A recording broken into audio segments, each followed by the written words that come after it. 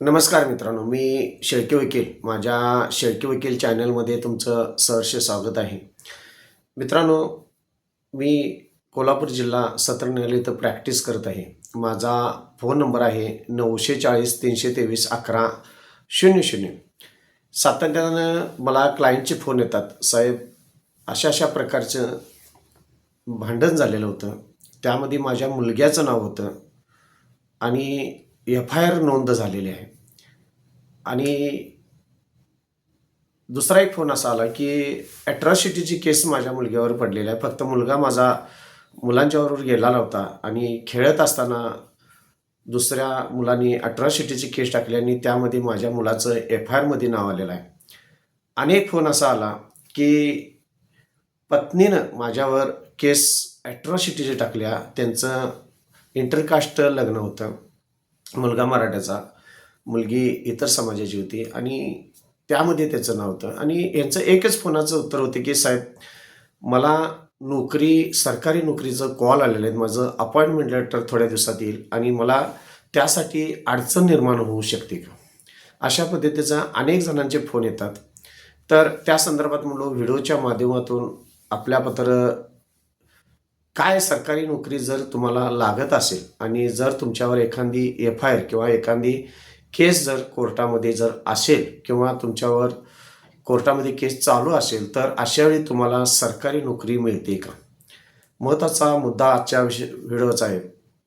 जर तुमच्यावर कोर्टामध्ये केस असेल, एफ-आय-आर नोंद असेल आणि तुम्हाला जर सरकारी नोकरी, तुम्हाला किंवा तुमच्या मुलांना जर सरकारी नोकरी मिळणार की नाही, या संदर्भात आजच्या व्हिडिओमध्ये आपण मित्रांनो पाहणार आहोत. महत्त्वाची गोष्ट म्हणजे ह्यासाठी 2023मध्ये एक दिल्ली हायकोर्टाचं सायटेशनसुद्धा त्या संदर्भात बाहेर पडलेलं आहे आणि त्या सायटेशनचा आधार घेऊन मी तुमच्याशी हे जे काय चर्चा करत आहे ते सायटेशन फार महत्त्वाचं आहे. मित्रांनो, ज्यावेळी ह्या केसमध्ये, ही केस अशी आहे थोडक्यात सांगायचं की 2 भाऊ होते घरामध्ये, आई वडील होते. 2 भाऊ असल्यामुळं थोरल्या भावाचं लग्न झालं होतं. थोरल्या भावाचं लग्न झाल्यानंतर त्या पती पत्नीमध्ये दोघांच्यामध्ये काही दिवस संसार व्यवस्थित चालला आणि दोघांचं पटन असं झालं आणि ती जी थोरल्या भावाची जी बायको आहे, ज्याला वहिनी आपण म्हणतो, ती वहिनी घर सोडून गेली. घर सोडून गेल्याने दरम्यानच्या काळामध्ये हा जो मुलगा होता त्याचं नाव विक्रम होतं, विक्रम ओरा.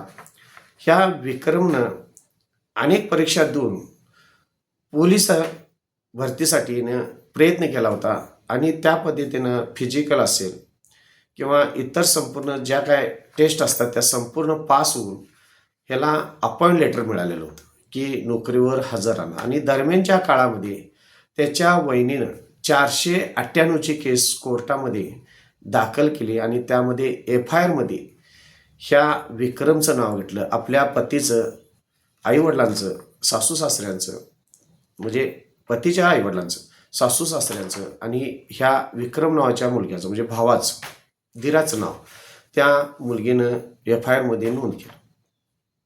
आणि ज्यावेळी विक्रमला पोलीस डिपार्टमेंटकडून अपॉइंटमेंटचं लेटर आलं, सब इन्स्पेक्टरची नोकरी होती. अनेक वर्ष अभ्यास केलेला होता.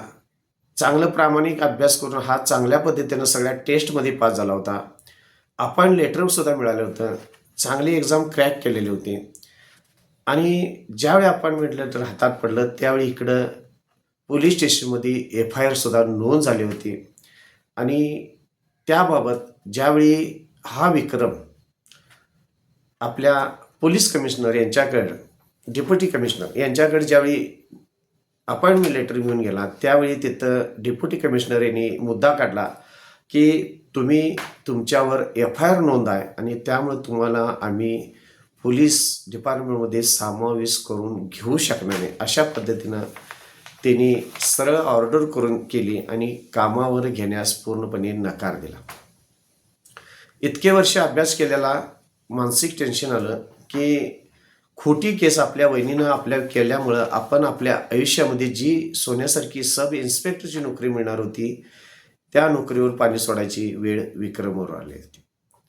आणि अशा केसमध्ये अनेक प्रकारचं त्यानं मानसिक शारीरिक टेन्शन घेतलं आणि त्याचवेळी त्याच्या भावानं त्याला एक सांगितलं की कोणत्याही प्रकारचं टेन्शन घेऊ नको, आपण सेंट्रल ॲडमिनिस्ट्रेटिव्ह ट्रिब्युनल यांच्याकडं केस करूया. आता हे ट्रिब्युनल असतं जसं कोर्टामध्ये दिवाणी फौजदारी हे जे कोर्ट असतात तसं पोलीस डिपार्टमेंटचं म्हणा किंवा शैक्षणिक डिपार्टमेंटचं म्हणा ही सेपरेट ट्रिब्युनल चालत असतात. त्यापैकी हे सेंट्रल ॲडमिनिस्ट्रेटिव्ह ट्रिब्युनल आहे. ह्या ट्रिब्युनलमध्ये सदरचं जे काय डेप्युटी कमिशनर यांनी सांगितलं होतं की तुम्हाला आम्हाला कामावर घेता येत नाहीत, अपॉइंटमेंटर आणि कामावर घेता येत त्याची ऑर्डर जी आहे ती त्याबाबत अपील ह्या सेंट्रल ॲडमिनिस्ट्रेटर ट्रिब्युनलमध्ये दाखल केली.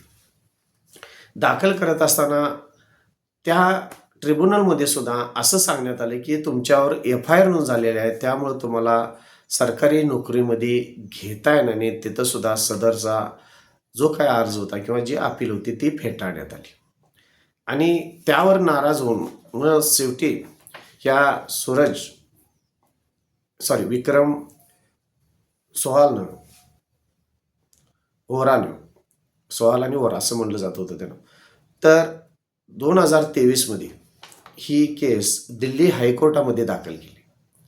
दिल्ली हायकोर्टामध्ये रिट पिटिशन, मग त्याला जे हायरार्की म्हणतात, म्हणजे डेप्युटी कमिशनर असेल, सेंट्रल ट्रिब्युनल असेल आणि त्याच्यावरती जे डिपार्टमेंटची हायरार्की म्हणली जाते की उच्च व्यक्तीकडं उच्चपद आहे त्यांच्याकडं जे ऑर्डर दिली जाते खायच्या अधिकाऱ्यांना त्यांना हायरार्की म्हटलं जातं आणि ह्या सरसॉरी रीट अशी म्हटलं जाते त्याला.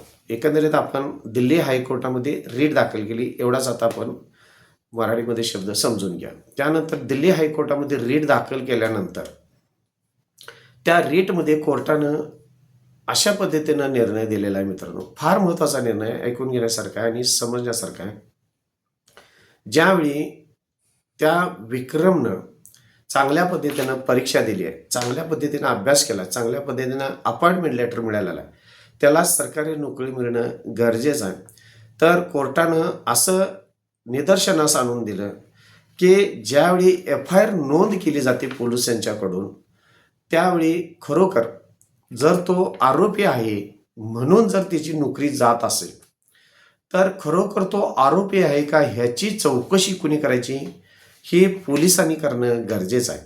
समजा त्या व्यक्तीला जर सरकारी नोकरी द्यायचं नाही म्हटलं आणि समजा ती जी काही केस त्याच्या अंगावर आहे ती नील व्हायला किंवा ती केस संपायला 2 वर्षे, 5 वर्षे, 10 वर्षे, 15 वर्षे जाऊ शकतात.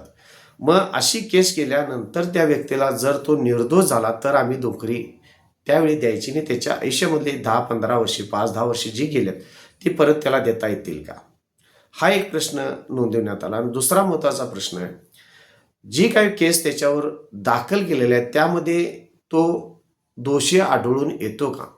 आता ही जी 458ची केस त्याच्या वहिनीनं दाखल केलेली होती, खरोखर त्या दीरानं त्या वहिनीचा छळ केलाय का आणि पोलिसांनी त्यामध्ये FIR नोंद करत असताना त्या दीरामध्ये काय तिचा छळ झाला हे पोलिसांनी कोर्टाला सांगणं गरजेचं आहे. आता मित्रांनो इथं महत्त्वाचा मुद्दा येतो, ज्यावेळी कोर्टामध्ये केस दाखल केली जाते एखाद्या व्यक्तीवर जो सरकारी नोकरी मिळणार आहे त्याला, ती व्यक्ती कोर्टामध्ये केस दाखल केल्यानंतर कोर्टाची जबाबदारी येते की त्या व्यक्ती निर्दोष आहे का नाही. आणि जर ती व्यक्ती निर्दोष जर प्राथमिक दिसत असेल, जरी त्याच्यावर केस असेल, त्याचा पुन्हा कुठलाही दिसत नसेल त्या केसमध्ये, त्यानं कुठलेही कृत्य केलेलं दिसून येत नसेल पण FIR मध्ये नाव आहे, तर त्या व्यक्तीला 100% सरकारी नोकरी मिळणार. अशा पद्धतीनं हे सायटेशन आहे. कोर्टाचं निदर्शनास असं मत आलं की तुम्ही आरोपी म्हणून त्याला आता पकडण्यात आलं आहे, पण पोलिसांनी असं काय त्याच्याविषयी पुरावे गोळा केलेत का की त्यानं त्रास दिला 498मध्ये.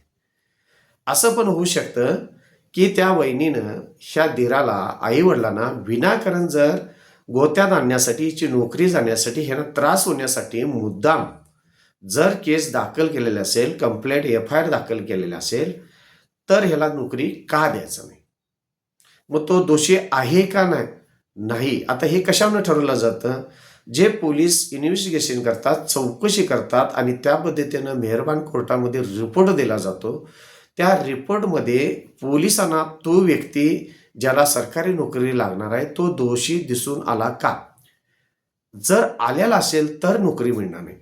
जर त्यामध्ये दोषी कुठं पोलिसांनी जर शेरा मारलेला नसेल की सदरचा हा फक्त यांचं नाव FIR मध्ये आहे, तर त्या व्यक्तीला सरकारी नोकरी ही 100% मिळणार, जरी त्याच्यावर FIR कोर्टामध्ये नोंद असेल तरी.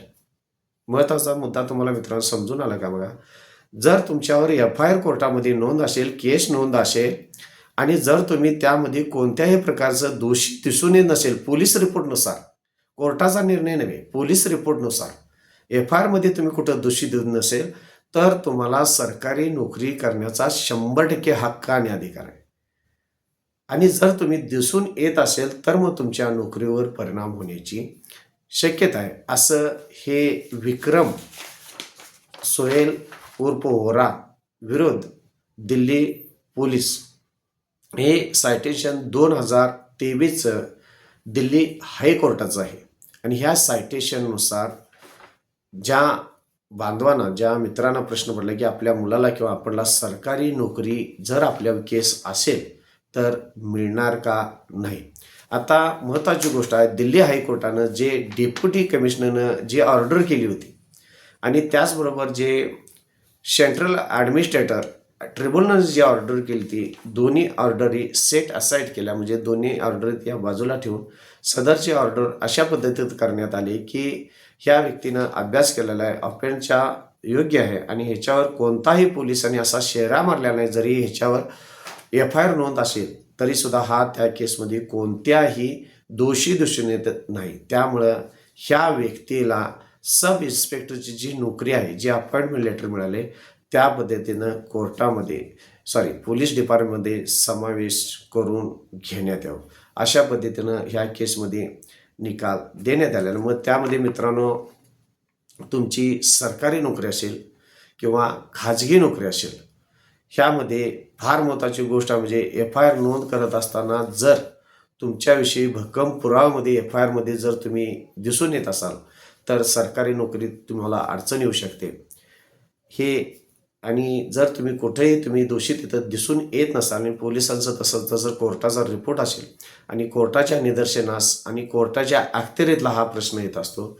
त्यामुळं सदरच्या सायटेशननुसार जरी तुमच्या FIR नोंद असेल आणि तुम्ही कुठं दोषी दिसून येत नसाल तर तुम्हाला 100% नोकरी मिळू शकते. आणि जर तुम्ही दिसून येत नसाल तर ह्या सायटेशननुसार तुम्हाला नोकरीमध्ये अडचणी येऊ शकतात. अशा पद्धतीने ह्या सायटेशनचा आपल्या जीवनामध्ये तुम्हाला जर सरकारी नोकरी मिळत असेल तर हे सायटेशन फार महत्त्वाचं आहे.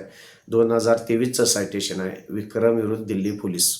हे सायटेशन तुम्हाला जर कुठं अडचण निर्माण होत असेल तुमच्या नोकरीमध्ये तर ही सायटेशनचा तुम्ही वापर करून तुम्ही कोर्टाकडून तुम्ही चांगल्या पद्धतीनं आदेश मिळवू शकता. मित्रांनो, जर माझ्या चॅनलला सबस्क्राईब केले नसेल तर सबस्क्राईब करा, लाईक करा, शेअर करा. धन्यवाद मित्रांनो.